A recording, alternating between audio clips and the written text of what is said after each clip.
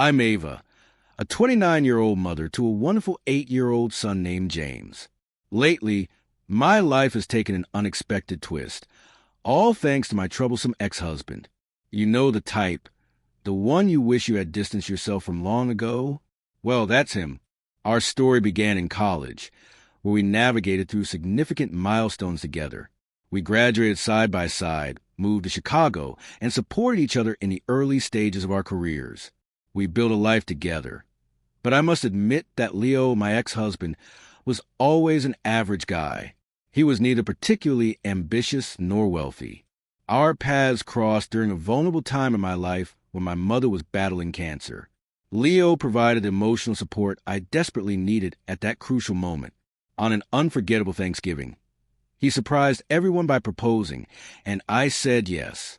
We decided to tie the knot, and as a wedding gift, my parents gave us a mansion they owned, a grand beginning to our married life. Then came James, our baby boy. While I found purpose and flourished in my well-paying job, Leo struggled to find his footing. He hopped from one job to another, never staying longer than a month. As I thrived, our relationship hit a rough patch. At first, I believed we could overcome our struggles, but subtle changes in Leo's behavior caught my attention. I couldn't quite figure out what was troubling him, but over time, it became clear that he was deeply dissatisfied with his financial situation. The fact that I earned more than him seemed to bruise his ego. Then one day, I stumbled upon signs suggesting his involvement in illegal activities. Confronting him directly felt impossible. I feared his reaction, especially given the kind of people he was associating with and his mysterious source of income. Despite his surprisingly high earnings, it raised suspicions. Walking on eggshells around him became exhausting, pushing me to gather the courage for an honest conversation. One evening, I finally confronted him. To my surprise, he didn't get defensive. He admitted everything. He confessed to engaging in illegal activities, specifically embezzling money using the company's credit cards. His actions were driven by insecurity. He couldn't handle earning less than me or living in a house that wasn't his. When James was born, things became even more complicated. His shame for not being the provider of our family only deepened. His confession shattered the last remnants of our already fragile marriage. James was my priority, and I couldn't allow him to grow up with a father involved in criminal activities. Leo was not the role model I had envisioned for our son, and I couldn't risk the consequences his actions might bring upon our family. Fearing the impact on our lives, I chose to prioritize James' future. Divorce, with joint custody of James, became the only logical step. Breaking free from the toxic web we had created was terrifying, yet liberating. The decision was made for the best possible future for both my son and myself. A year and a few months had passed since the divorce, and life was finally settling into a smooth rhythm. Leo and I had an organized agreement. He would have James on weekends, and our communication remained minimal. Despite mentioning that he had remarried, I held no resentment. Our divorce had been relatively straightforward. Then, on an ordinary Monday morning, after James had hopped onto the school bus, I began my day, juggling typical mom duties, household chores, and walking our dog, Archer. My job as a social media manager for a lifestyle magazine allowed me to work from home most days, except for 3 office days a week. I was immersed in my work and study when I suddenly heard a woman's voice calling my name from downstairs. The voice wasn't familiar, and when I went to see who it was, I found Evelyn, Leo's new wife. Although she seemed strangely familiar, I couldn't immediately place her. Evelyn looked at me with a determined expression and said, "Ava, we need to talk." Confused but willing to listen, I replied, "Hi there, Evelyn. I'm not sure what you mean, but go ahead." She crossed her arms and questioned how long I planned to stay in the house, emphasizing that Leo's initial support was only because of James. According to her, it was time for me to figure out my own life and move out. I stood there, baffled. When I asked for clarification, Evelyn sighed in frustration. She explained how exhausting it was to live in a cramped apartment, unable to host family and friends for Christmas. She believed that creating meaningful memories in such a confined space was nearly impossible. Acknowledging that the house was a dream home, she insisted that it rightfully belonged to Leo, who, according to her, had never been completely honest about it. "I just want a fresh start, a new life here," she admitted. "My ultimate goal is to find a solution that works for everyone involved. Maybe we could find a place nearby, ensuring stability for you and James while allowing me to build a home with Leo." However, her assertion that I needed to leave caught me off guard. "Who told you that, Evelyn? This house belongs to me. I inherited it from my parents." Evelyn's expression shifted slightly as she crossed her arms. "No need to hide it from me. Leo already told me how you've been spreading rumors about the house being yours and criticizing him for not being successful. I don't understand the dynamics between you two, but speaking negatively about a man who lets you stay under his roof? That raises questions about the image you're painting of James' father." I took a deep breath, steadying my emotions. "Hold on, Evelyn. I'm really curious. Who's been feeding you all this information? Let me set the record straight. This house is unquestionably mine." Evelyn's eyes narrowed. "Leo says he owns this place. Why would he lie to me? I can show you the paperwork proving that this house is legally mine. When I got married, my parents gifted it to me and made me the sole owner.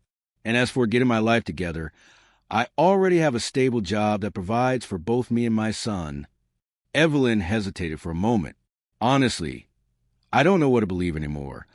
I could tell she was starting to doubt Leo's words, and I strongly suspected that he had deliberately kept her in the dark about certain matters. Sensing an opportunity to clear things up, I asked if she had time to talk. She nodded, and we decided to sit down for a conversation. "Would you like something to drink?" I offered. "Tea, please," she responded, leading her into the living room. She settled onto the couch while I headed upstairs to retrieve the necessary documents. It was clear that Evelyn needed solid proof, and I couldn't blame her. I wondered just how long Leo had been deceiving her about the ownership of this house. After finding the relevant paperwork, I returned to the living room and handed it to her. As she flipped through the documents, I took the initiative to prepare hot peppermint tea for both of us. "I don't blame you for any of this," I admitted, placing the tea in front of her. "But I think you should know the truth. Leo has been spreading some pretty malicious lies, not just about me, but about you as well." Evelyn glanced up, suspicion flickering in her eyes. "What do you mean?" "He's been telling people that you were paranoid and unstable during your marriage." I explained. "He claims he divorced you because he just couldn't handle it anymore. And as if that wasn't enough, he even pretends to be worried about James, saying he's concerned about his son having a mother like you." Evelyn's face paled as she absorbed my words. "As for this house," I continued, "Leo has fabricated an entire story, telling everyone that after the divorce, you were struggling. So he generously allowed you to stay here out of the goodness of his heart. He proudly tells his version of events at dinner parties with colleagues, and even during vacations with your family. The extent of his deception was appalling, and I could only imagine the damage it had done to Evelyn's perception of her own reality. It's as if he's made it his favorite subject." I added. "Whenever someone mentions my name or brings up the divorce, he seizes the opportunity to twist the narrative. He even claims he gave me warning signs, implying that I was desperately clinging to this house." Evelyn's grip on the documents tightened. "The rumors he's been spreading about me are unbelievable. He's tarnishing my reputation, making me look like a helpless wreck who needed his so-called generosity to survive after the divorce. Frankly, I had never doubted that Leo, or Jorge, as I once knew him, was capable of deceit. He had always been a man with secrets buried beneath the surface. The real reason for our separation had been his involvement in white-collar crimes. At the time, I had still been emotionally attached to him, which made me hesitate to expose his wrongdoings. Looking back now, I realized it had been a mistake. I had been blinded by what I once thought was love. Dealing with Leo was complicated. I didn't want him anywhere near our son, yet I also couldn't bear the thought of seeing him behind bars. So I came up with an excuse about outgrowing a relationship and quietly walked away. However, discovering that he had been strutting around as my so-called savior, acting all superior, was a boundary I refused to let him cross. It was time to expose the truth. I turned to Evelyn, realizing she needed to hear what had really happened. I admitted that while I hadn't been entirely truthful about our separation, neither had Leo. Evelyn, I began, choosing my words carefully. Leo was involved in embezzlement. It was a difficult situation, and when I confronted him, he confessed to misusing his company's credit card for personal expenses. I was torn between protecting him and doing the right thing. In the end, I chose not to report him to the police. I believe he managed to escape any real consequences for his actions. Evelyn's eyes widened in shock. Wait, Ava, are you telling me that Leo, my husband, was involved in embezzlement? I can't even begin to process that. This is beyond anything I could have imagined. I know, Evelyn. I didn't want to believe it either. I admitted James' well-being was my top priority. Even though Leo was still my husband at the time, I couldn't bring myself to turn him in. I thought I was doing what was best for James, protecting him from the fallout of having a father caught up in criminal activities. I had to make sure his future remained safe. Evelyn's mind was racing. But wait, what if he's still committing fraud? If he never faced any real consequences, he might still be involved in the same kind of illegal activities. This is unbelievable. This is the man I married. I need to find out if he's still caught up in this mess. We can't just let this slide again. I've been thinking the same thing, I said, and I have a plan. Isn't Leo's birthday coming up in about a week? Yes, it is, Evelyn confirmed. Well, I said, a mischievous smile forming. I've come up with a perfect way to expose him. Picture this. We convince Leo to have his birthday party at his so-called mansion, my house.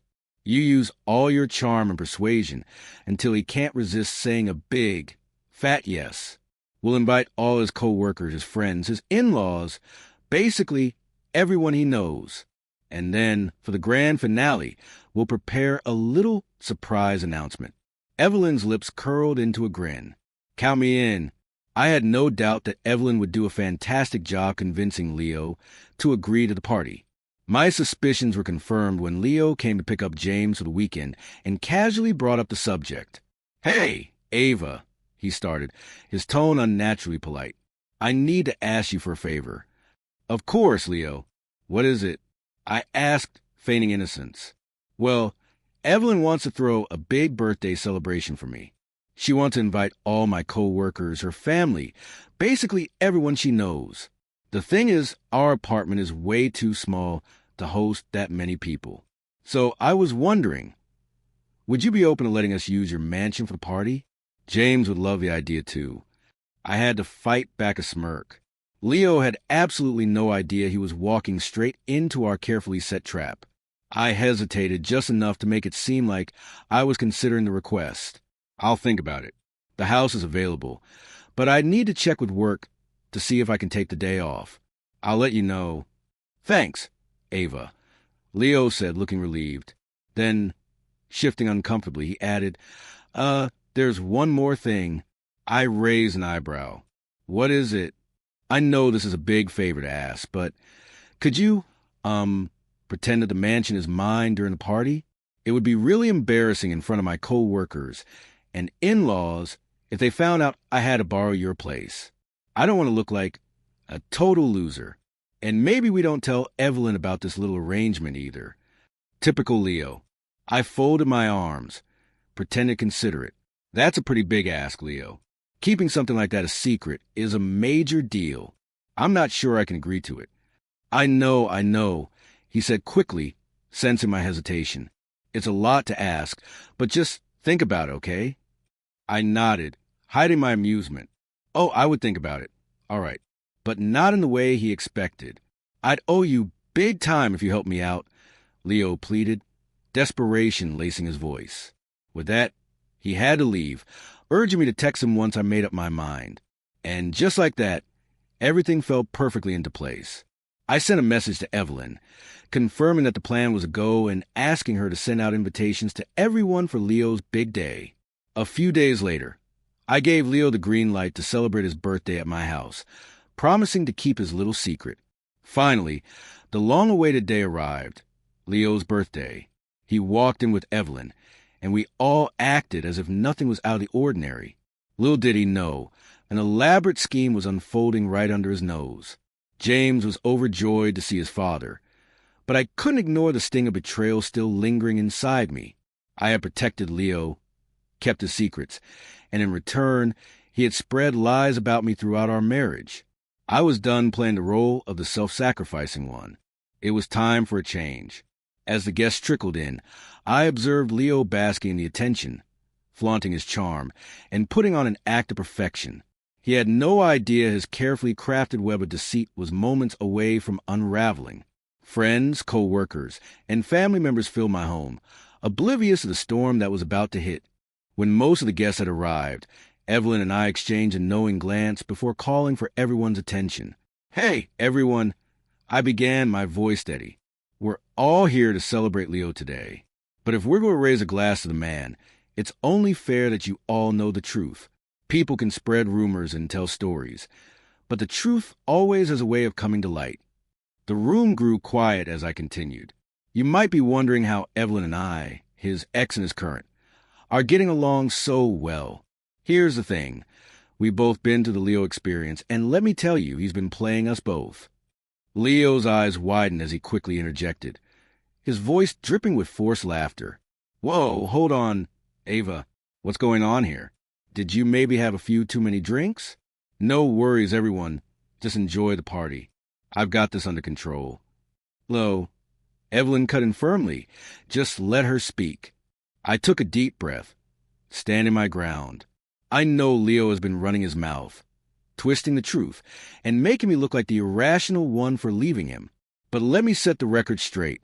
There was only one reason I walked away, and that's because he was knee-deep in fraud. Murmur spread to the crowd as I turned to Evelyn. Thanks to her, the truth finally came out. I looked around, meeting the gazes of stunned guests. Leo has been parading around, bragging about how this mansion belongs to him. Well, surprise, it's actually mine. I've been raising my son and working hard, while Mr. Lucas here has been stealing from companies. The tension in the room thickened. I continued, unwavering. The real reason I left Leo was that he was caught up in embezzlement. I was too afraid to speak up before, but not anymore. Leo scoffed, shaking his head. "Evelyn, I don't know what Ava has been telling you, but I swear it's not what it looks like. You guys are making a huge mistake." Evelyn crossed her arms. "Cut the nonsense, Leo. Ava has been honest with me, and I know everything about your shady dealings. I can't believe I ever fell for your lies. Tell me, did you marry me because you love me, or did you just need a new place to crash after Ava kicked you out?" Gasps filled the room, and Leo's expression darkened.